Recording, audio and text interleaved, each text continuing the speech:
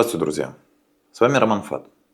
Сегодня я хочу поговорить о теме, которая глубоко ранит сердца, но редко обсуждается без упреков и боли. Это разлад между родителями и взрослыми детьми. Вы знаете, одно дело не понимать подростка. Там есть объяснение, переходный возраст, поиск себя, гормоны.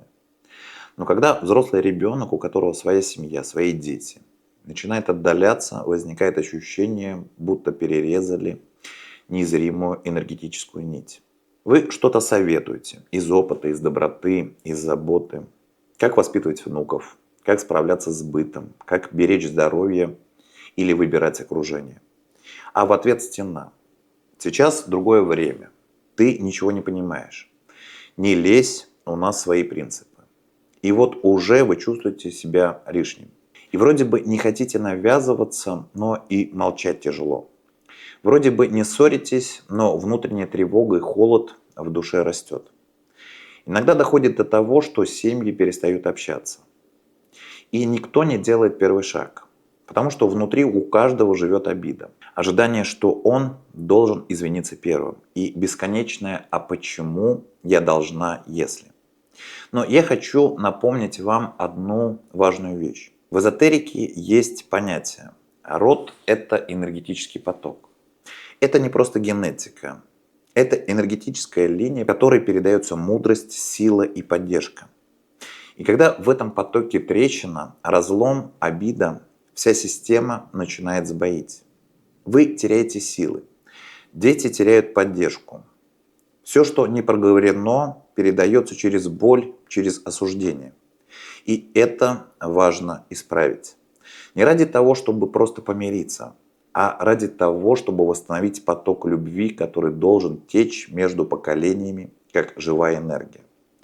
Так вот, есть одно слово, которое способно начать это исцеление. Слово, через которое возвращается уважение, тепло и связь. Но использовать его нужно не часто, а в точку и с чувством, и по-настоящему. Это слово «уважаю». Не люблю, не жалею, не терплю, а именно «я тебя уважаю». Это слово говорит не о вашей слабости, а о признании души другого человека, о признании его выбора, его пути, его права быть собой. Когда вы разговариваете со своим взрослым ребенком, неважно сколько ему лет, 20, 30, 45, ищите в его словах и поступках точку силы. Может, он что-то смог сделать. Может, разобрался с ситуацией. Может, просто устоял в тяжелой ситуации и не сломался. И в этот момент скажите спокойно и глубоко: знаешь, я уважаю тебя за это. Не наигранно, не как манипуляцию, а от сердца. И больше не развивайте эту тему. Просто скажите и оставьте. Пусть это слово попадет в его поле, как семя, и оно начнет прорастать. Сила этого слова в том, что оно снимает внутреннюю борьбу между поколениями. Оно восстанавливает баланс и убирает то самое «я выше, а ты ниже», «я старше, а ты младше». Отключает критику и сопротивление, и открывает сердце. Человек, которого уважают, перестает защищаться, он раскрывается. И тогда между вами может родиться новый тип связи. Не родитель-ребенок, а родственные души. Иногда это слово можно даже не произносить вслух. Если вы на расстоянии, если нет связи, если давно не разговаривали, проговорите его про себя.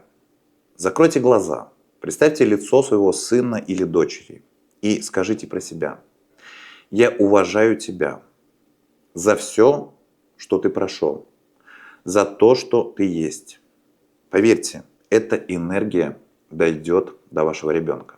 Запомните, вы хранитель рода.